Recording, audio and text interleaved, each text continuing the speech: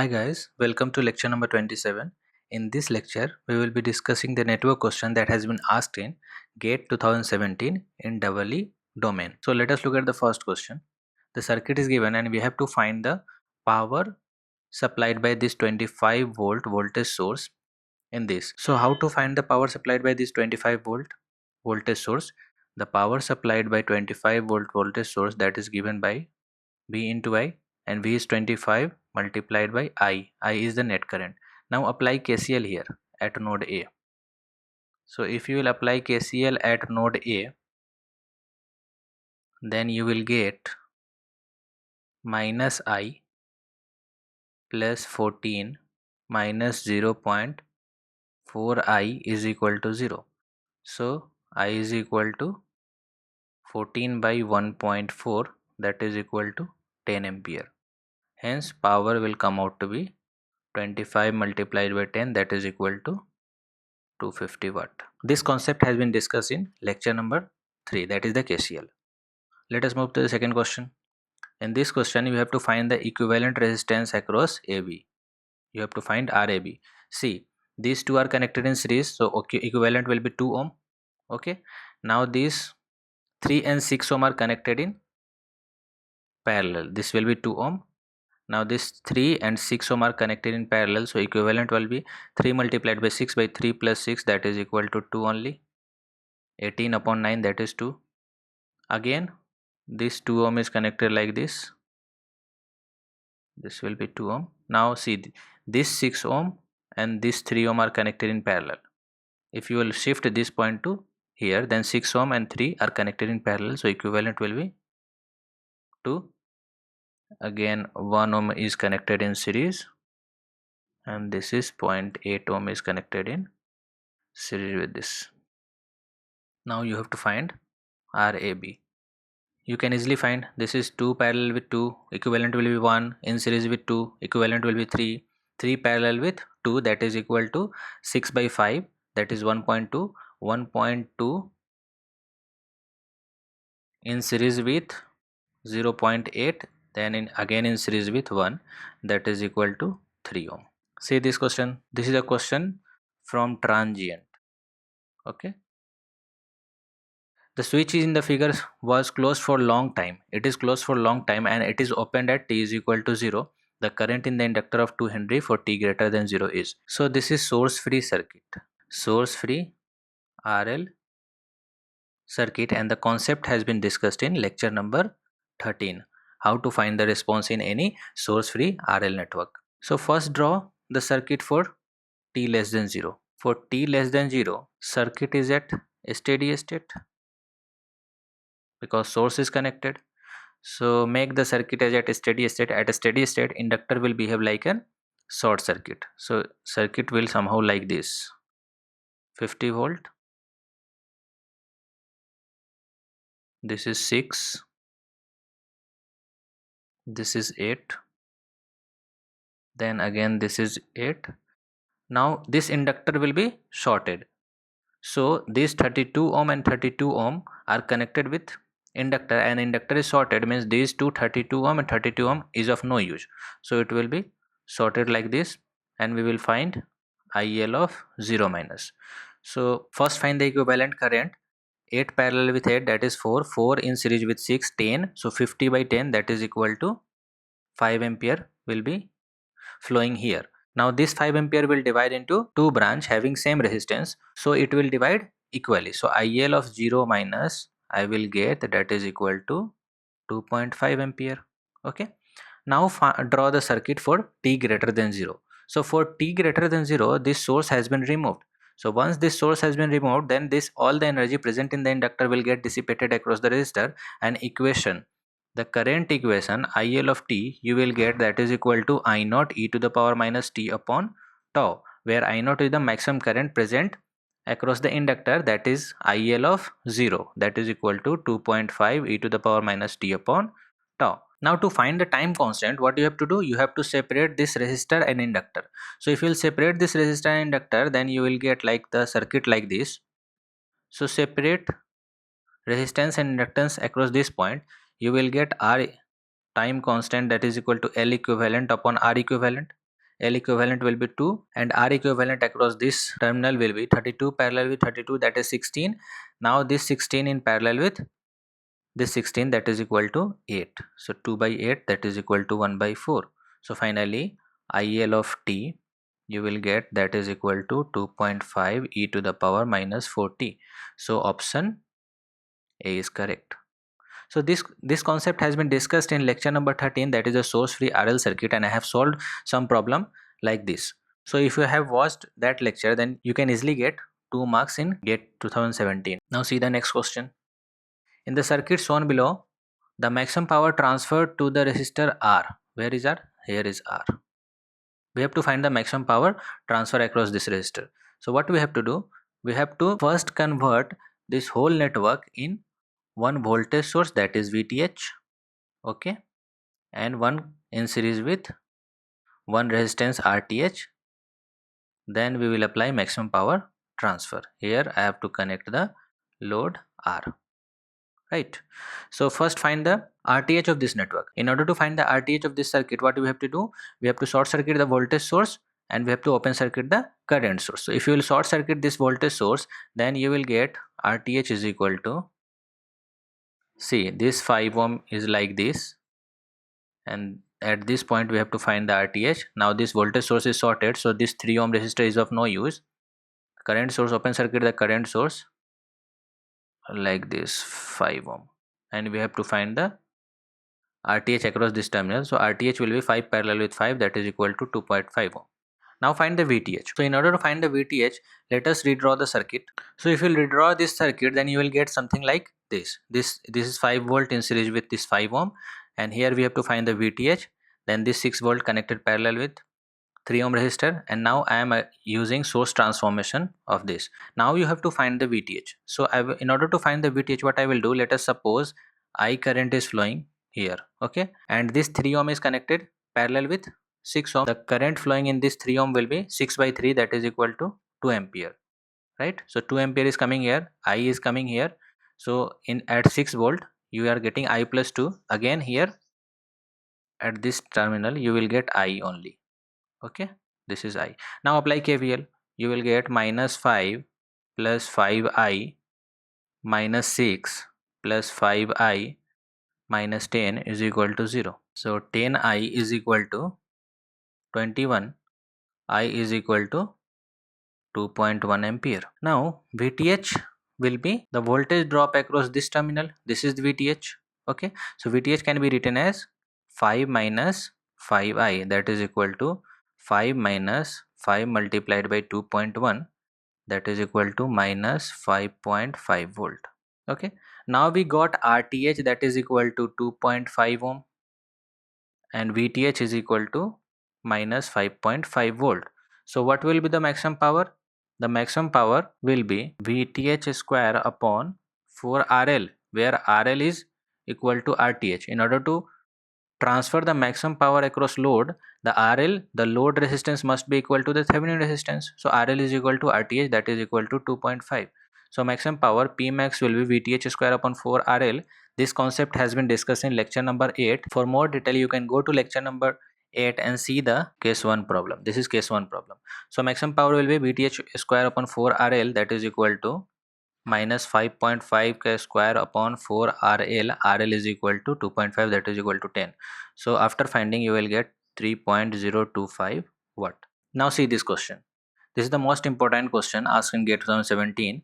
In this question, two port network are connected in cascade and T parameter is given. Like for port 1, the T parameter is A1, B1, C1 and D1 is given, and for port 2, again a T parameter is given like A2, B2, C2 and D2, and these two T parameter are connected in cascade, and you have to find the VTH and RTH across this terminal. This is the V3 terminal, okay. So I have written T1 is equal to A1, B1, C1, D1, it is given, and T2 is equal to A2, B2, C2, D2, it is also given. So in cascade connection, equivalent T parameter is given as T1 multiplied by product of individual T parameter, that is T1 multiplied by T2. So if you will multiply these two matrix, you will get something like this. So I can write V1 is equal to this V3 plus this one, and I1 is equal to this V3 plus this I3, where V3 and I3 is the voltage and current across this terminal. Okay, now in order to find the VTH, what we are doing, we open circuit the terminal, means we are open circuiting this V3 terminal. So if you will open circuit this V3 terminal, then I3 will be 0. So VTH is equal to V3 only when I3 is equal to 0, because we have to open circuit that terminal where we are finding the Thevenin voltage. So put I3 is equal to 0 in equation 1, you will get V3 is equal to VTH is equal to V1 upon A1 A2 plus B1 C2. Okay, now in order to find the RTH, what we are doing, we are short circuiting all the independent source. So here one voltage source V1 is connected, so if I will short circuit this terminal, then V1 will be 0. So R3 RTH can be found by V3 upon I3 when V1 is equal to 0. We are finding RTH across this terminal, so RTH will be V3 upon I3 when V1 will be 0. So if put B1 is equal to 0 in equation 1, you will get RTH is equal to V3 upon R3, that is equal to A1 B2 plus B1 D2 by A1 A2 plus B1 C2, means option D is correct. See the next problem. In this problem, it is saying for the two-port network, the value of impedance Z21, means we have to find the Z parameter, that is the Z21. We know that B1 is equal to Z11 I1 plus Z12 I2, and V2 is equal to Z21 I1 plus Z22 I2. Okay, so Z21 will be V2 upon I1 when I2 is equal to 0. If I will put I2 is equal to 0 in equation number first, then Z21 will be V2 upon I1 when I2 is equal to 0, means here I2 I am taking is equal to 0, and this is my V2, and this is V1, and this is I1. Right, now see my approach, how I am finding Z21, that is equal to V2 upon I1. Let us suppose I1 current is flowing into this node, and I am taking as, let us say it is divided into two parts. Let us take it as a I1 dash. So current will be here like I1 minus I1 dash. Okay, and now this current will flow across this 2 ohm. Again this current will flow across this 2 ohm only, because at this node I2 current is 0. So whatever the current entering the node, that must be leaving. So at this 2 ohm the voltage drop will be somehow like this, and current will be I1 minus I1 dash. Now find the voltage drop across this 2 ohm. The polarity will be like this, and the current will flow, that is equal to I1 dash plus I1 minus I1 dash, that is equal to I1. Now apply KVL in this loop. You will get minus V2 plus 2, the current is I1 minus I1 dash plus 2 I1, that is equal to 0. So V2 will be 4I1 minus 2 I1 dash. Now we have to replace this I1 dash in terms of I1 in order to find the V2 upon I1, that is nothing but Z21, right? In order to replace this I1 dash, what we will do, we will apply KVL in this loop. Okay, so if you will apply KVL in this loop, then write KVL equation, that is equal to 2 I1 minus I1 dash plus 2 I1 minus I1 dash, because I2 is 0, so same current will be flowing in this 2 ohm resistor, minus 4 I1 dash is equal to 0. So 4 I1 will be equal to 8 I1 dash. So I1 dash is equal to 1 by 2 I1. Put I1 dash is equal to I1 by 2, you will get 4 I1 minus I1, that is equal to 3 I1. So V2 upon I1 you will get, that is equal to 3 ohm, that is nothing but Z21. So answer would be 3 ohm. Let us see this question. This is a three-phase circuit, and I have not discussed the three-phase circuit in my lecture, but still you would be able to solve this question. Let us see. For the balanced Y-Y connected three-phase circuit shown in the figure, the line-to-line voltage is 208 volt RMS, and the total power absorbed by the load is 432 watt at a power factor of 0.6 leading. So we have to find the impedance Z, means we have to find the per phase impedance Z. We know that per phase power is equal to V phase into I phase into cos phi, and that is nothing but 432 upon 3. Now find the per phase current, that is equal to 432 upon 3 into V phase into cos phi. Put the value of V phase. Line to line voltage is given as 208. So 432 by 3 into 208 by root 3, this is the per phase voltage. I phase you will get, that is equal to 1.99, and the angle will be 0.6 leading, that is equal to 53.13. Okay, now find the per phase impedance. Per phase impedance, that is equal to V phase upon I phase, and V phase is equal to 208 by root 3 upon 1.99 at an angle of 53.13, that you will get 60 at an angle of minus 53.13.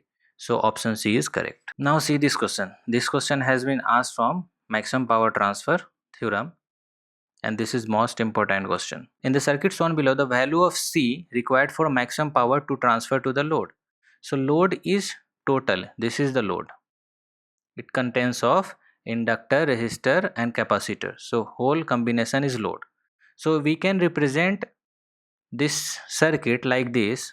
Vt is given as like this, in series with resistance Rs is equal to 0.5 ohm. This is the Thevenin equivalent circuit, and this is terminal AB, and after AB load is connected having inductive reactance, that is equal to J 0.5. If you will put omega is equal to 100, then J omega L you will get J 0.5 ohm, that is inductive reactance.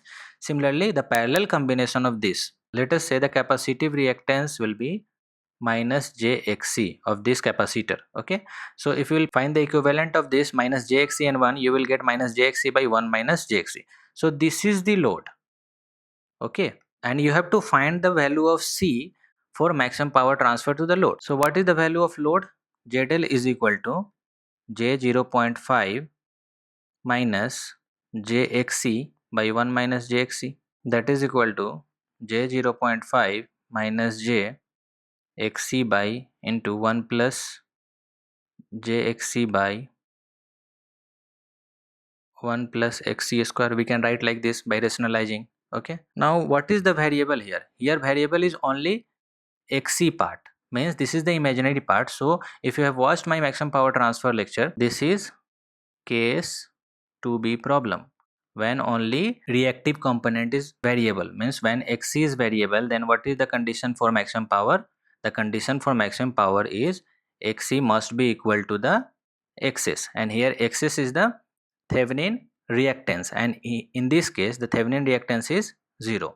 So put imaginary part of this whole equation equal to xs, you will get that is equal to 0.5. In order to find the xc, we have to put the imaginary part equal to 0, because here xs is equal to 0. For more detail, you can watch lecture number 8 and watch case 2b problem when only reactive component is variable.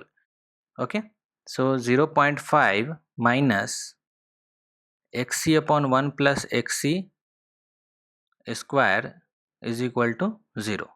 0, that is equal to xs, that is equal to xc upon 1 plus xc square is equal to 0.5.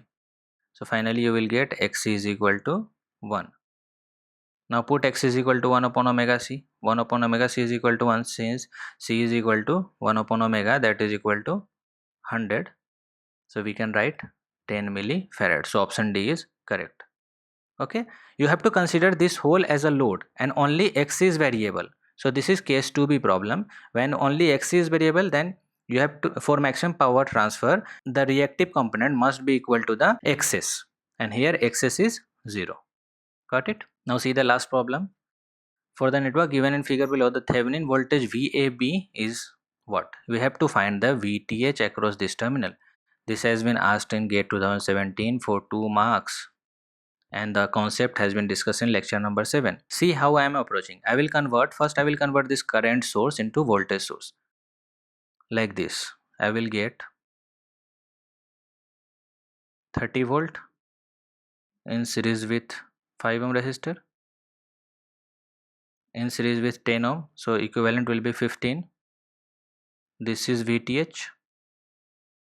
Okay.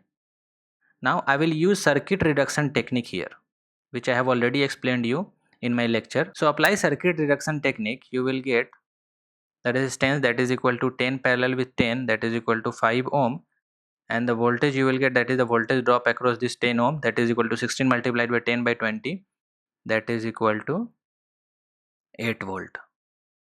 So I reduce this much of circuit into simpler network like this by using source transformation as well as circuit reduction technique, which I have explained you in my lecture. Now apply nodal at this VTH. You will get VTH plus 30 by 15 plus VTH minus 8 by 5 is equal to 0. So finally you will get VTH is equal to minus 1.5 volt. That is option A is correct. So if we want to know the weightage in GATE 17 from different topic, 2 marks of question came from the transient, 4 marks from the basic concept, 3 marks from the 2-port network, and 4 marks from network theorems, and finally 2 marks from the 3-phase circuit. No any questions came from the graph theory.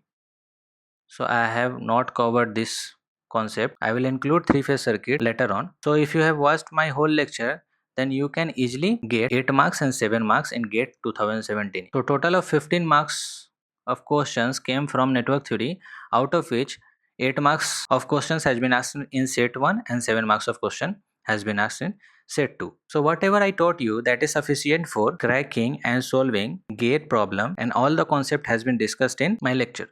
So if you guys understood the concept, then please like this video. For more updates, you can subscribe to this channel, and if you have any query, then you can join our Facebook group.